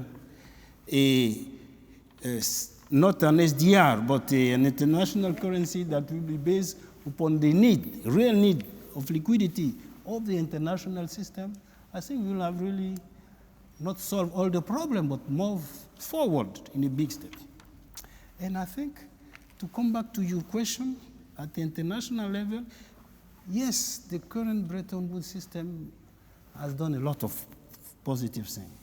But we need to address the fact that there are challenges that are not being solved.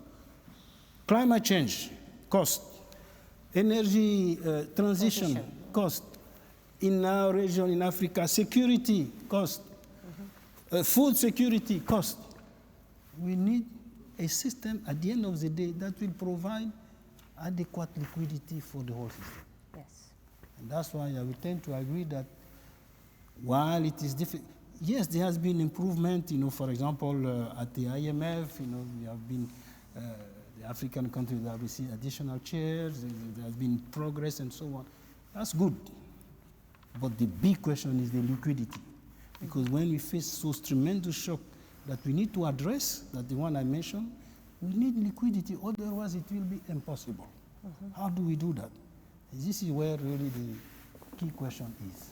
Thank you. Thank you.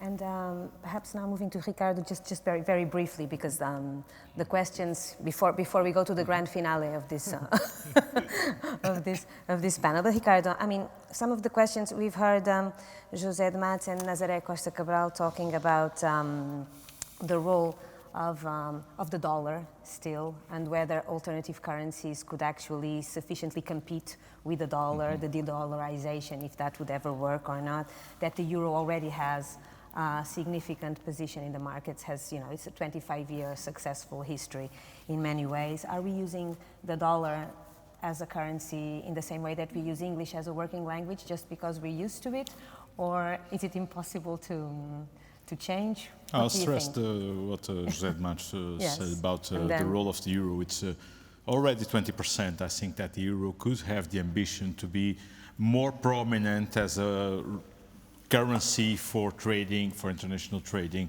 But this comes with an economic discussion and a trade discussion. And that was precisely why I was talking about the need of Europe to extend its trade and its ability to invest and to profit from going into Africa and in Latin America. If we are discussing a lot about critical raw materials, if Europe becomes a big player, not only drilling the critical raw materials, but building refineries of lithium, building battery factories, building and moving some car factories over Africa or over Latin America, and if we integrate trade by the big European players, we can benefit from the conditions that exist in Latin America and in Africa, and at the same time we are developing the international role of the euro. So I think there's a role for the euro. On optimal currency areas, all of us have read Bob Mundell principles about to build the optimal currency area, but as far as I know, no currency area in the world was built after fulfilling all Mundell principles. All of them started imperfectly, and then we'll build upon this straitjacket of a monetary union to bring more integration, to bring more flexibility into the markets that will allow us to sustain. So, in fact, it was built not the other way around, but a bit of everything at the same time and using one policy to make the whole thing to work. So in the end of the day, a currency area is a political decision more than just a purely economical fulfilling of Bob Mundell principles. Thanks. And I think we all agree on that.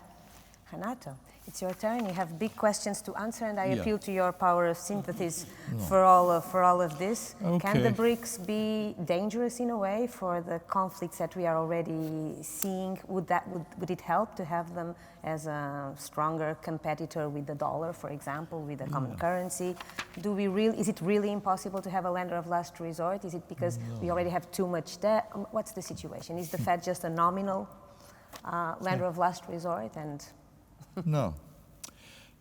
Thank you. Well, I must say something before. Is that my wife says that I'm becoming deaf.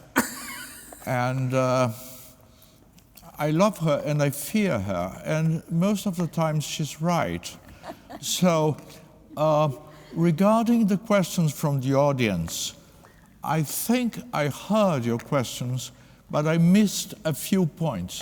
So I apologize, all of you, if I don't address precisely all your points. I was delighted with your questions and with the door to discuss with each of you afterwards regarding your questions. But I'll try to say something about your points. Starting with cher Christian. Oui, d'accord. I think this is a nice idea, could reduce the shortage. C'est chose vendue. But I think my point is broader. There is insecurity. The global south is insecure. I don't know what happens with my dollar assets. What's going to happen next? There is a problem of shortage, but there are other problems also. The global south wants more autonomy. Even sometimes the European Union would like to be more autonomous from the hegemon. So I think the issue is broader. It's not only shortage. That's one point. The lender of last resort, I appreciated very much your argument, and I have to think about it. But I did not trust. I'm afraid that I disagree, but I have to think about it. I have 97%, with 97% of probability I disagree, but I give you 3% of probability to be right, and I would like to elaborate on it, because there is also a problem of confidence. Trust. Mr. Xi Jinping knows this. He's sitting on trillions of treasury bonds. And he knows if there is a lack of confidence, he'll be a poor inheritor of Confucius. There's no lender of last resort to solve this case. So Do you have a debtor? the mechanism sounded well, as far as I could hear, my wife would say. But the mechanism sounded well. But if there is a lack of confidence, as they say in the Caribbean, babaloo, it's over. Christian knows, because he knows very well Castellano. So babaloo, it's over. So I have to think about your argument, but I accept it with 3% of probability, which is a lot, I must tell you. Well, transitions. You said a lot of nice things. From what I got, I think one of your questions was about how to manage the transition, no? Oh no, I'm wrong. The lady there.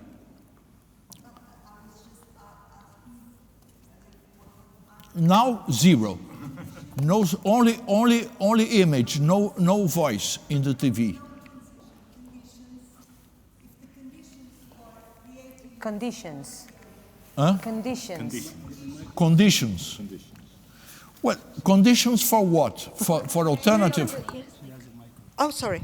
Conditions for creating the currency area. I think that you mentioned the BRICS currency area. Currency area. Are there conditions to do it?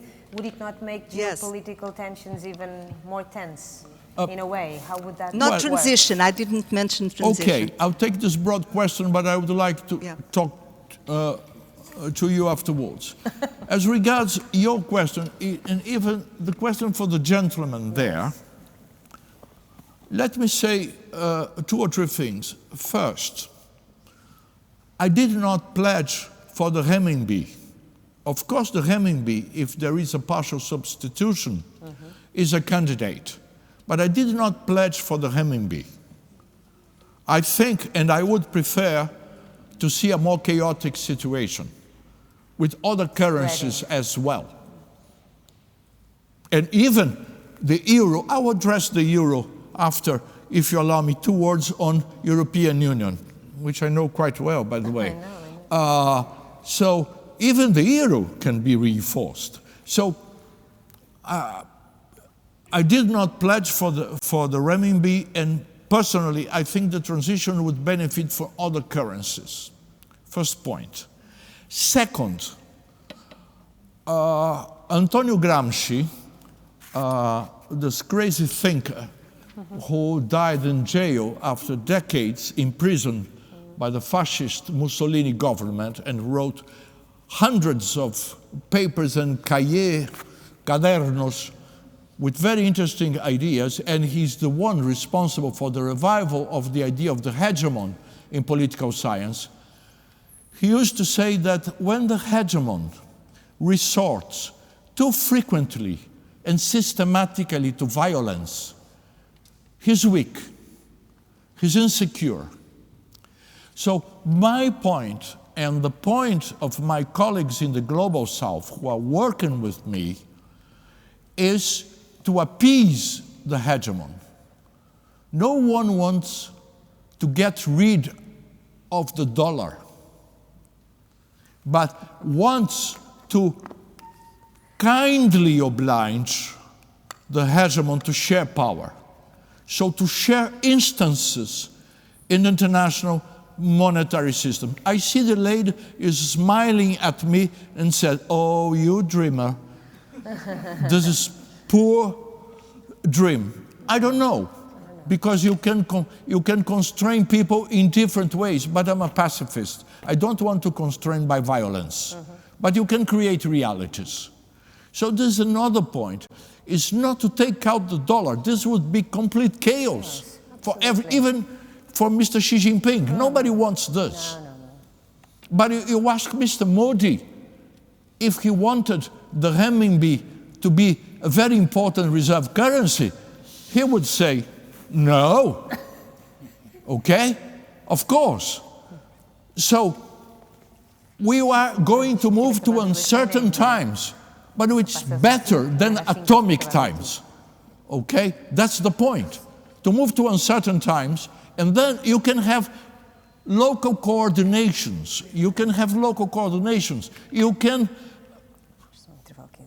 Indians are very good at doing this. You give something to the hegemon. You give something to Mr. Xi Jinping. And you give something to someone else, to Africa.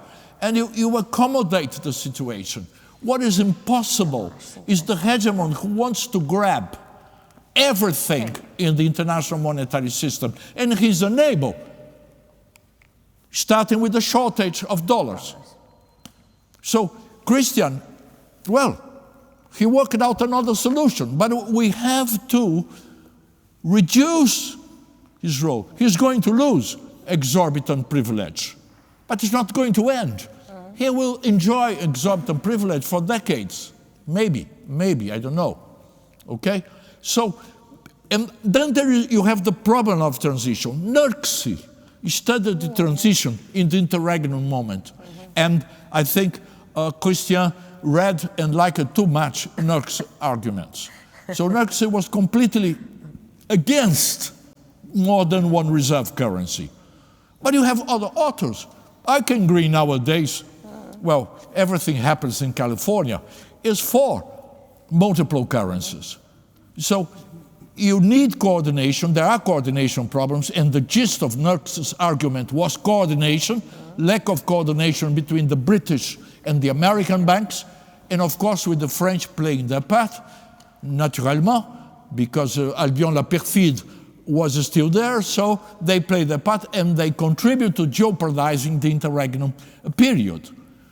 You have coordination, and you're going to have many problems, but this is very complex to discuss here. But I think that it's feasible, and it's better to discuss this than to produce and buy weapons. We have to stop buying weapons and giving weapons to everybody. We are killing people, all of us, because now the guilt is universal. We are killing people. We have to stop killing people. This is very dramatic, so forget it. Okay. Now, 2 words about energy, we have 5 minutes if you allow me, 5 minutes, and 1 word about the European Union. And we have a break at 5, and then we'll be back 20 minutes after. We're running, we had a 20-minute break, so I'm counting. Okay, 5 minutes, 2 words on energy and 2 words on European Union. I find it very pleasant to see people talking about the energy problem and the environmental problem. We are all moving to artificial intelligence. Everybody wants to have artificial intelligence. Artificial intelligence is the most energy-consuming thing we have nowadays in the world. The increase in the use of artificial intelligence is going to increase the demand of energy, for energy, exponentially. How are we going to tackle with this if it surfaces a conflict in Europe that our dear Grün Deutsch to switch, given the complications that happen, I'm not going to discuss this, and now they are burning much more lignite because they don't have energy. Europe has no energy.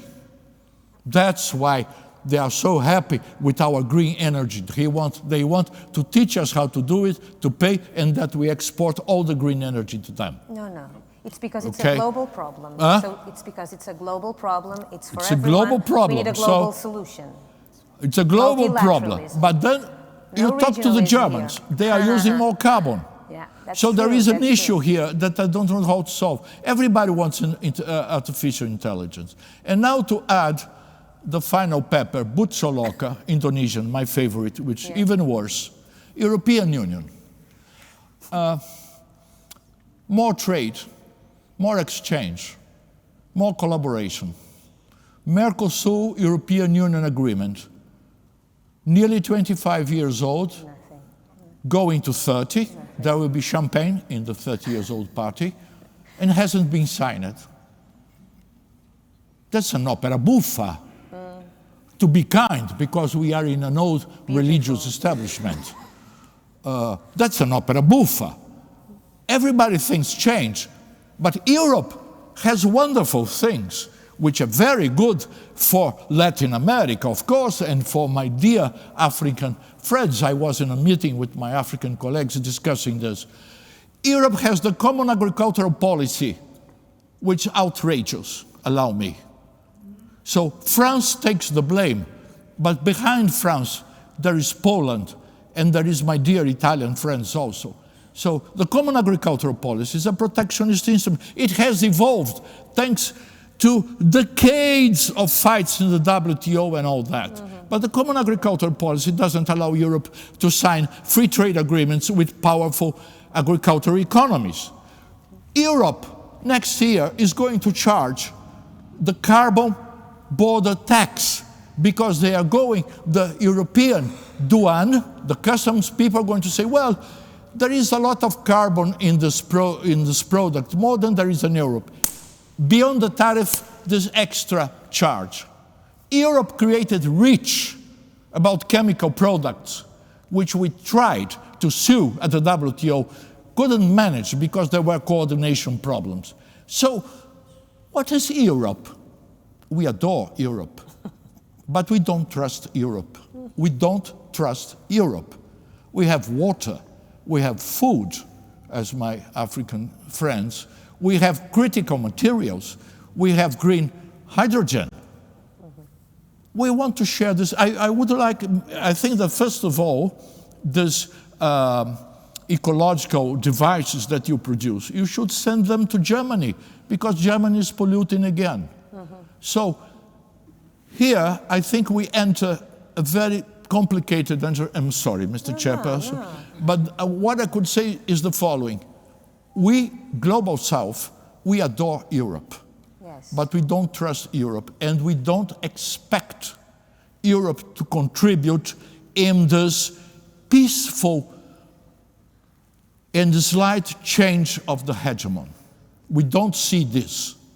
Thank you very much. I'm sorry. You see what we need? Multilateralism and better discussion of the topics, because there's a lot lost in translation for sure in this international discussion. Thank you so much. Thank you very much. Applause for my three speakers. Delighted to be here. To the chairperson. Yeah. And a break. 20 minutes, okay? Thank you. Fine?